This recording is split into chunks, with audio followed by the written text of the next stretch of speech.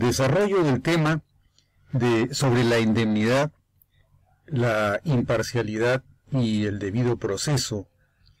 en el control del estatuto parlamentario, vamos a revisar en esta cuarta parte quiénes son los enemigos de la indemnidad parlamentaria. En la presentación de este conjunto de planteamientos, hemos dividido los temas en 7 partes. Esta cuarta parte se refiere efectivamente a los enemigos de la indemnidad. Veamos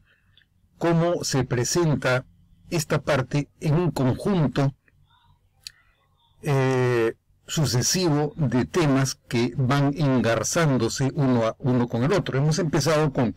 la presentación de los procesos, los principales procesos estatutarios que están relacionados con la protección de la indemnidad parlamentaria. Hemos señalado cuáles son las bases que justifican la indemnidad y las prerrogativas parlamentarias.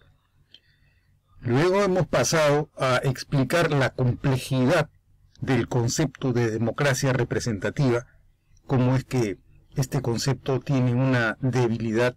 sustancial en la imposibilidad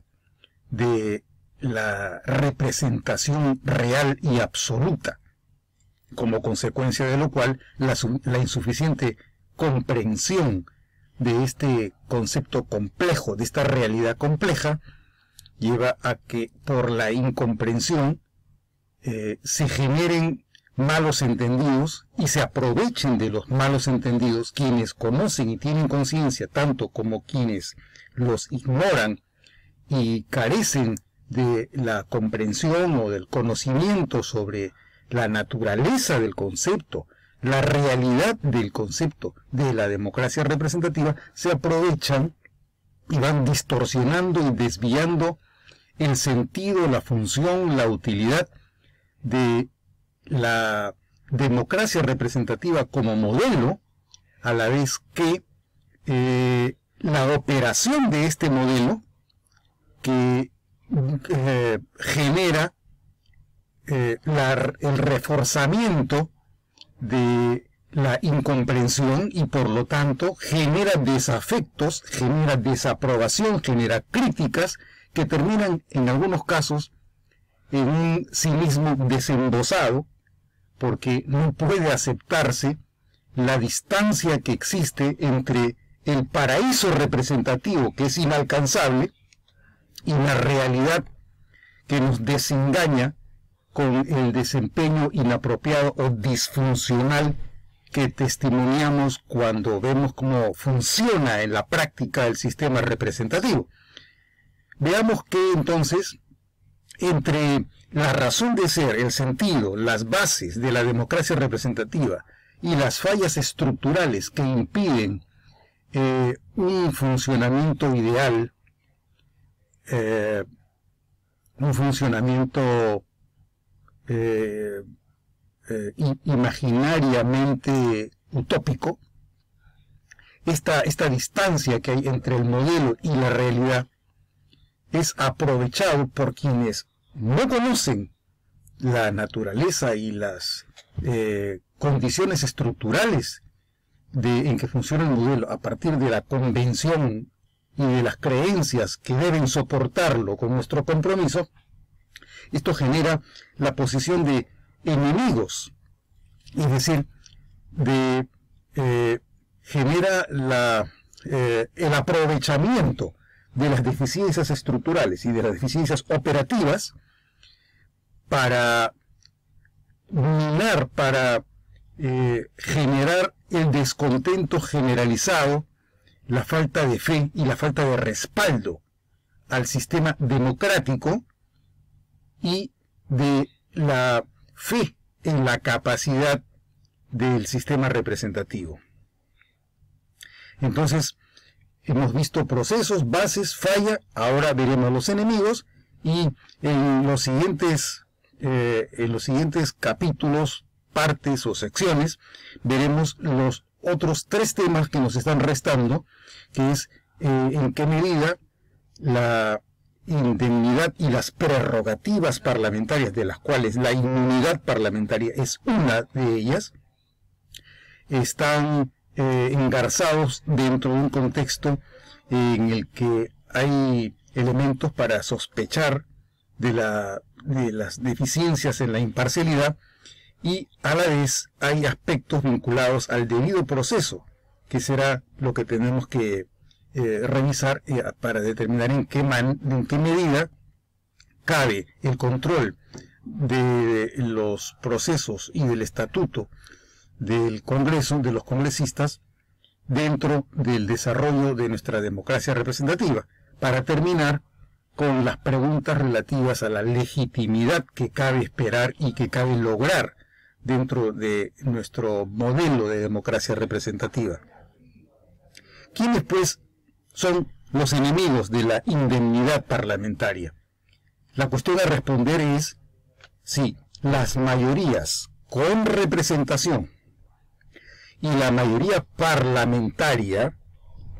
no coinciden con la mayoría del electorado y se define como opinión pública o como la voz del pueblo a esa mayoría que indistintamente quedó fuera y dentro de la representación en la Asamblea. Entonces, ¿quién representa a quienes eligieron a los representantes que representan a las mayorías con representación, o a quienes alcanzaron el número suficiente de escaños para contar con la mayoría en la Asamblea? Nuevamente, reitero la cuestión. Lo que hay que responder es si las mayorías con representación y la mayoría parlamentaria no coinciden con la mayoría del electorado y se define como opinión pública o como la voz del pueblo a esa mayoría que indistintamente quedó fuera y dentro de la representación en la Asamblea, entonces, ¿quién representa a quienes eligieron a los representantes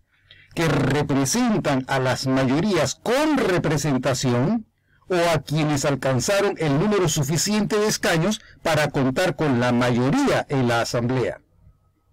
Esa es la cuestión que está detrás de la pregunta respecto a quiénes son los enemigos de la indemnidad. Por una razón elemental: quienes acceden a un puesto representativo tendrán la tendencia a respaldar la indemnidad, pero quienes carecen de mayoría dentro de la Asamblea, como quienes no tienen representación en la Asamblea, en el Congreso, estos dos grupos, es decir, los que no son parte de la mayoría parlamentaria y los que no accedieron a un puesto representativo en el Congreso, tienen más posibilidades de atacar el desempeño de la mayoría parlamentaria, de esa mayoría parlamentaria que alcanzó el mayor número de escaños como resultado de la operación electoral que se produce en el sufragio. Los enemigos potenciales de la indemnidad deberán encontrarse no precisamente en la mayoría parlamentaria, ni en las mayorías que alcanzaron representación y alguna curul en la Asamblea, sino a quienes quedaron fuera de la capacidad representativa del sistema, en primer lugar, y en segundo lugar, quienes, habiendo alcanzado un puesto representativo, no conforman la mayoría. En otras palabras, la crítica contra el desempeño del sistema representativo va a ser mayor que el aval y la legitimación que la mayoría parlamentaria cabe alcanzar debido a que se encuentra en minoría respecto de la mayoría más importante que ha quedado fuera del sistema representativo o que, estando dentro del sistema representativo, no tiene la mayoría parlamentaria. La suma de estos dos grupos, de los grupos minoritarios en la Asamblea y de los grupos que no alcanzaron puesto representativo en la Asamblea siempre va a ser mayor que la cantidad de población, de electorado, que se siente representado por la mayoría parlamentaria. Los enemigos se van a encontrar en ese frente. Pero además tenemos que revisar qué otro tipo de fuentes se encuentran dentro de las posibilidades de enemistad con el sistema representativo. Otro frente importante que es crítico respecto de la indemnidad parlamentaria son los medios de comunicación y las encuestas de opinión. El descuido de la complejidad y de los rasgos estructurales de la democracia representativa generan confusión y error cuando la desinformada opinión pública es objeto de manipulación mediática. Cuando los medios de comunicación no revelan, no exponen, no transparentan los intereses a partir de los cuales cubren la información, sesgan o distorsionan los sentidos con los que opera el Congreso, porque no exponen de manera imparcial los argumentos de uno y de otro lado y por lo tanto incurren en manipulación, la manipulación genera a su vez la desinformación de la opinión pública que masivamente asume que la información recibida por los medios es una información objetiva. Por lo tanto, se forma la, entre comillas, opinión pública a partir de la distorsión o de la manipulación que fabrican los medios de comunicación. La confusión y el error aumentan en gravedad cuando se atribuye trascendencia y valor político y epistemológico a los resultados que difunden las encuestadoras de opinión. El valor que tienen las encuestas de opinión es crítico para determinar cuál es el grado de aprobación y de legitimidad efectiva que tiene el desempeño parlamentario. Cuando se toman las opiniones a través de los mecanismos de encuesta que utilizan las diversas empresas que miden la, entre comillas, opinión pública, nunca se preocupan de discriminar quién es el sujeto a quien se le pregunta si aprueba o si no aprueba, o el Congreso en general como institución, o algún acto particular que los congresistas cometan durante el desempeño de su mandato. La ausencia de información respecto a la posición que tuvo la persona a la que se le toma la opinión respecto del voto que emitió en el proceso electoral, la insuficiente conexión que existe entre estos dos factores no permite conocer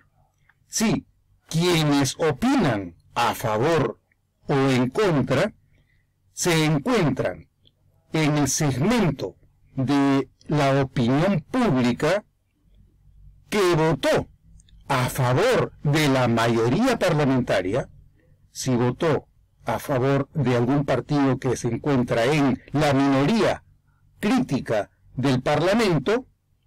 o si se encuentra dentro de ese otro amplio sector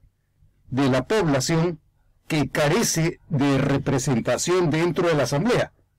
ya sea porque no votó en el proceso electoral, porque habiendo votado su voto no alcanzó representación en la Asamblea, o porque habiendo concurrido a votar, votó en blanco o vició su voto. Esta insuficiente información desde la que parten las encuestadoras de opinión descalifica el carácter epistemológico del juicio que se emite en las encuestas de opinión. Por lo tanto, la calidad de verdad que aportan las encuestas de opinión es muy pobre, es epidérmico. si cabe la expresión, es superficial. En realidad no aporta verdad, sino que agrega opinión confundiendo la que correspondería a quien emite un juicio a partir del desengaño efectivo sobre los representantes que efectivamente consiguió que llegaran a la Asamblea, frente a la opinión que tienen de la representación quienes no tienen representante por las razones que fuera, que no fueron a votar, que votaron y no tienen representación,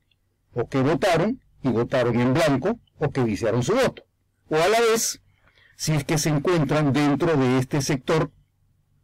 de la población electoral que, habiendo votado y contando con representación, su voto fue para un grupo minoritario que es crítico de la mayoría parlamentaria. Estos datos no nos los proporcionan las encuestadoras de opinión. Por lo tanto, los resultados que nos entregan diciéndonos el 80%, el 70%, el 90% del electorado o de la opinión pública no aprueba el Congreso, no nos permite calificar correctamente de qué desengaño se está hablando. ¿Efectivamente hay desengaño o simplemente es el reforzamiento de una posición original que consistió en que no consiguió representación en la Asamblea? Esta confusión original que causan los medios de comunicación, que pueden distorsionar o manipular mediáticamente la opinión pública, aumenta con el reforzamiento que generan las encuestadoras de opinión cuando nos proporcionan información como si contuviera verdad cuando carece de ella. Entonces, la cuestión es, si la representación política no tiene conciencia de su posición, de la complejidad y de los supuestos de funcionamiento convencional de la democracia representativa, ni de las vulnerabilidades del sistema que encarna, su omisión, su incompetencia o su indiferencia de la representación política, agravan la naturaleza del problema y minan el sentido y la esencia del régimen republicano de nuestra democracia. Entonces estamos hablando de tres diferentes tipos de enemigos: los medios de comunicación, las encuestadoras de opinión y la propia representación política desavisada, desinformada, incompetente, que, no teniendo conciencia de la complejidad de la naturaleza de la democracia representativa, hace eco indebidamente de la manipulación mediática o de las insuficiencias de verdad que transmiten las encuestadoras de opinión, hace eco de una y de otra, y a través de su omisión, de su indiferencia o de su incompetencia, agravan la naturaleza del problema y minan el sentido y esencia del régimen republicano. El régimen deja de ser republicano, el régimen deja de ser democrático, porque quienes deben representar la voluntad del pueblo carecen de la conciencia necesaria para defenderlo. Cuando se critica el sistema representativo, uno de los aspectos más importantes es el relativo a los argumentos que se señalan en contra de la inmunidad parlamentaria. Estamos hablando de la inmunidad de proceso y de la inmunidad de arresto. Recientemente, uno de los casos más notables ha sido la cobertura del levantamiento de la inmunidad de arresto de dos congresistas, del congresista Ríos Oxa y del congresista Donaire Goch. A ambos se les había seguido un proceso por delitos comunes cometidos antes de la elección como congresistas. El proceso continuó, el proceso concluyó y concluyó con una sentencia condenatoria para uno y para otro en dos diferentes momentos en el periodo 2016-2019. El proceso habiendo concluido, habiendo una sentencia condenatoria para uno y otro congresistas, era necesario detenerlos para que cumplan con la condena. Sin embargo, el proceso de levantamiento de la inmunidad de arresto no fue llevado a cabo correctamente, y no precisamente por deficiencias del Parlamento, sino por deficiencias en la propia Corte Suprema, que desconoció que se trata de dos diferentes tipos de inmunidad, la de proceso y la de arresto, asumiendo que no tenían inmunidad de proceso. Esta asunción llevó a la Corte Suprema a interpretar que, careciendo de inmunidad de proceso, ya no tenían la inmunidad de arresto. Por lo tanto, ordenó la detención de uno y de otro congresistas por la policía judicial. El Congreso nunca llegó a tener el pedido de levantamiento de la inmunidad de arresto de los dos congresistas. Por lo tanto, hubo una demora significativa. Los medios de comunicación, desconociendo la naturaleza doble de la inmunidad, que consiste en la inmunidad de proceso y inmunidad de arresto, asumió que el Congreso estaba cubriendo indebidamente a uno y a otro congresistas para impedir que se los suspendiera o se los removiera, se los vacara del puesto para que fueran reemplazados por quienes aparecían en las listas dentro del proceso electoral. Entonces, aquí tenemos otro factor adicional que puede operar como enemigo también cuando los propios operadores del sistema, en este caso del sistema judicial, desconocen la naturaleza del proceso de levantamiento de la inmunidad, que comprende inmunidad de proceso, inmunidad de arresto. Pero en general, como la opinión pública se muestra en contra de la inmunidad parlamentaria, ¿cuáles son los principales argumentos en contra de esta inmunidad? El primero que suele mencionarse es que existe un porcentaje reducido de levantamientos autorizados. En estudios que se han formulado en los diversos proyectos de ley presentados a lo largo de los últimos 20 años, se suele mencionar que el porcentaje de solicitudes de levantamiento de la inmunidad de proceso que llegan al Congreso es muy reducido en cuanto a la concesión de los levantamientos de inmunidad. En algunos casos porque existe un dictamen y el dictamen es en contra, es decir, se encuentra que habría motivación política o discriminatoria, sea racial, religiosa, etcétera, para impedir la indemnidad en el ejercicio del puesto representativo, o de lo contrario, hay omisión de parte del Congreso en tramitar oportunamente los dictámenes que llegan al Pleno o que llegan a la Comisión de Levantamiento de Inmunidad Parlamentaria. En uno u otro caso, el argumento central es que el número de concesiones de levantamiento de la inmunidad de proceso es muy pequeño respecto del número de solicitudes que llegan. El presupuesto de este argumento es que todos los pedidos de levantamiento de la inmunidad parlamentaria deben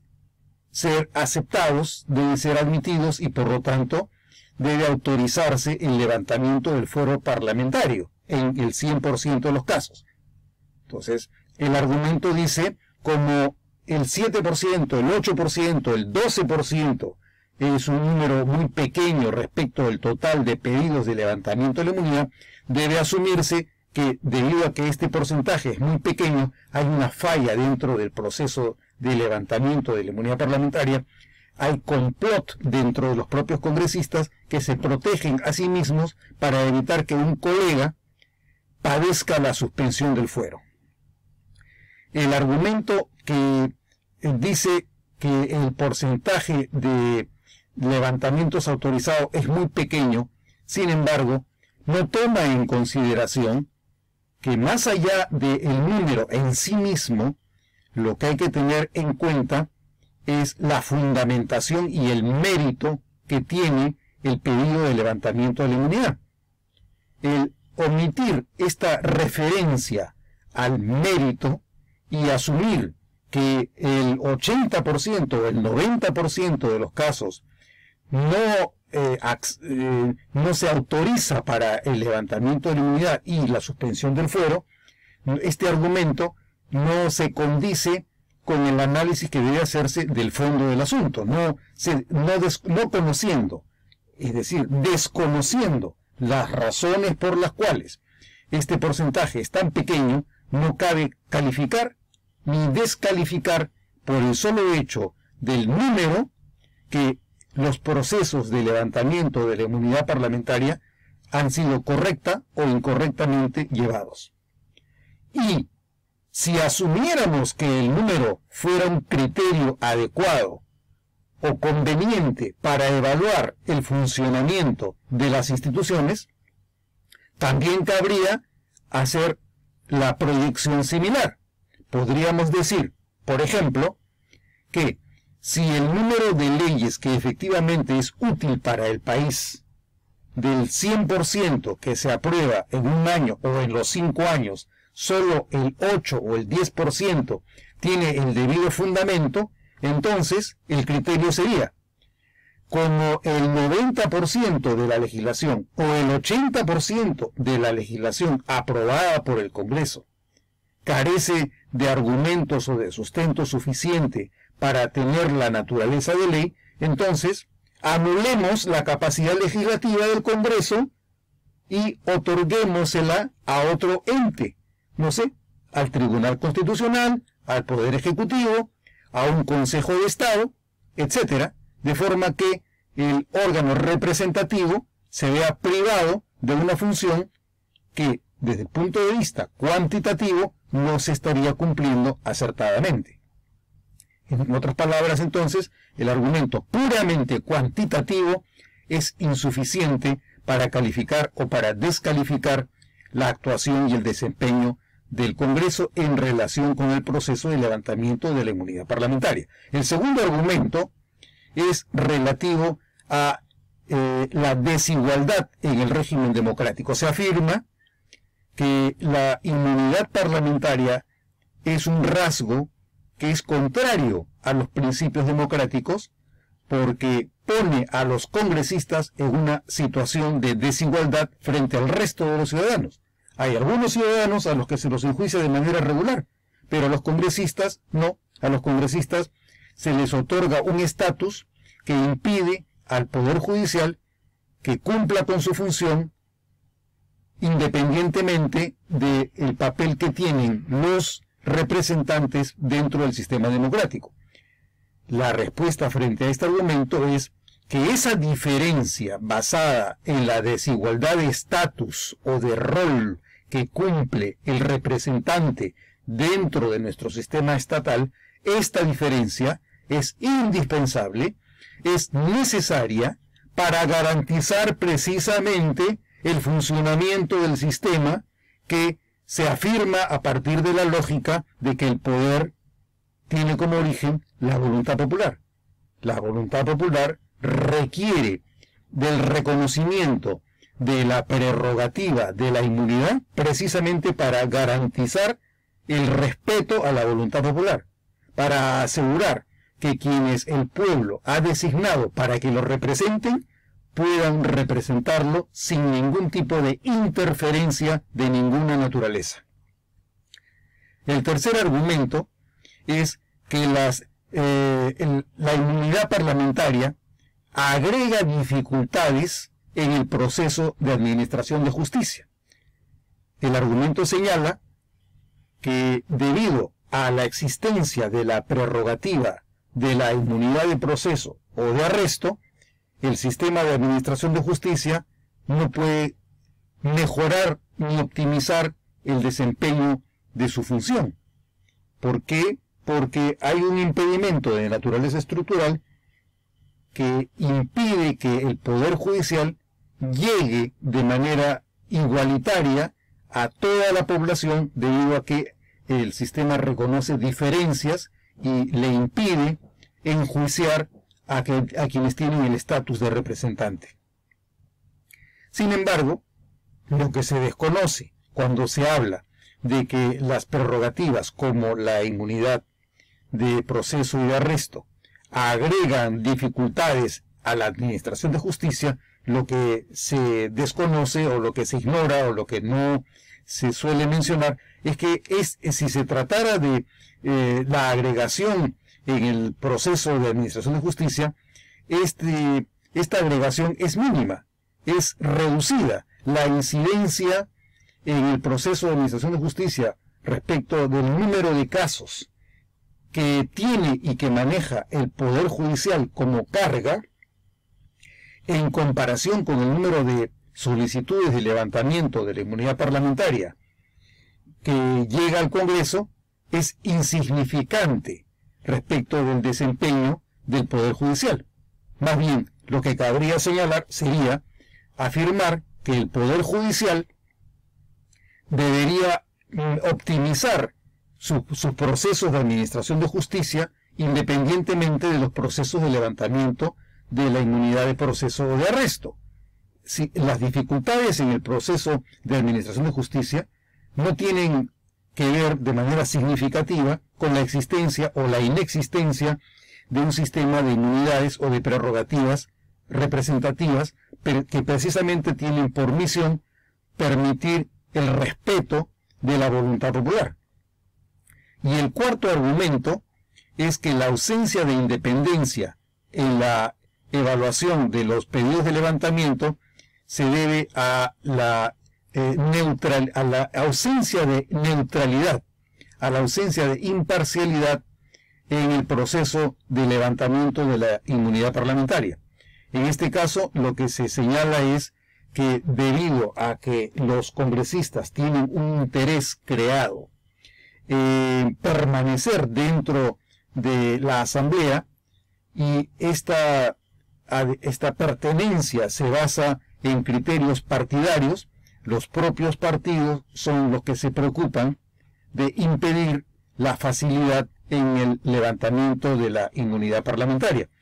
Este argumento, sin embargo, tiene como crítica que se trata en efecto de una subjetividad de naturaleza operativa que impide la neutralidad absoluta en el proceso de levantamiento de la inmunidad parlamentaria. Pero esta subjetividad operativa cabe neutralizarla con el proceso de argumentación objetiva e imparcial, con el razonamiento, con la motivación que sustentan los dictámenes y los informes que se presentan dentro de la Comisión de Levantamiento de la Inmunidad Parlamentaria y en el debate que se sustenta dentro del Pleno. Es decir, una cosa es la ausencia de neutralidad subjetiva de los operadores del sistema y otra cosa es el proceso de sustentación imparcial de las decisiones que se toman con la argumentación respecto a los hechos y al sustento normativo que define si se levanta o si no se levanta la inmunidad, sea de proceso o de arresto. La siguiente pregunta que tenemos que revisar es ¿por qué los parlamentarios avalan los ataques a la inmunidad? Si los representantes comprendieran correctamente la complejidad en que se basa la estructura del modelo representativo, tendrían en primer lugar que defender esta estructura y explicarla, porque la comprenden mejor, ante los medios de comunicación, ante la opinión pública. Sin embargo, quienes debieran explicar y sustentar con mayor razón el mantenimiento de la indemnidad, de la inmunidad y de las prerrogativas parlamentarias en general, son en muchos casos quienes desde el propio proceso electoral hacen sus campañas con la consigna de que si llegan al Congreso van a proponer la eliminación de la inmunidad parlamentaria, su recorte o el traslado de la responsabilidad del levantamiento a un órgano no representativo. ¿Por qué, pues, los parlamentarios avalan los ataques a la inmunidad parlamentaria? La ausencia de formación en los valores del Estado de Derecho asimila y desconoce, precipitada y prematuramente,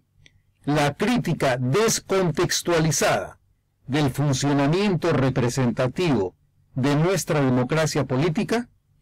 y lesiona severamente la predecibilidad en el funcionamiento de una sociedad republicana y no populista. Cuando los congresistas no comprenden los valores que existen detrás de la convención representativa, así como las fallas de base, las fallas estructurales, las debilidades de origen, y ellos mismos sucumben ante la crítica mediática o hacen eco de las encuestas de opinión, descontextualizando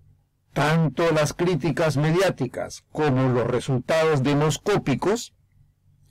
su ausencia de defensa constituye una severa lesión al sistema democrático y, por lo tanto, al carecer del respaldo que ellos deberían concederle al sistema representativo, minan, merman, afectan, debilitan la capacidad de funcionamiento de una sociedad y de un sistema republicano. Y por el contrario, hacen de nuestra democracia un sistema demagógico y populista porque buscan complacer las tendencias que vienen distorsionadas o manipuladas a través de la imagocracia o a través de del carácter demoscópico de nuestro sistema. El arrinconamiento mediático, la incomprensión y el desconocimiento de las vulnerabilidades democráticas del régimen político, la ausencia de convicción constitucional y la vergüenza corporativa sabotean los valores y los principios esenciales sobre los que se funda la democracia representativa. El sentimiento de culpa es una manifestación generalizada, sí, pero injustificada, para desconocer la necesaria y legítima función democrática que cumple la prerrogativa de la inmunidad. Los usos impropios, inidóneos e incompetentes de la prerrogativa justifican la crítica contra los responsables, pero no el desconocimiento de su función política e institucional. Mientras se quede sin explicación, sin comunicación, la razón de ser de la democracia representativa,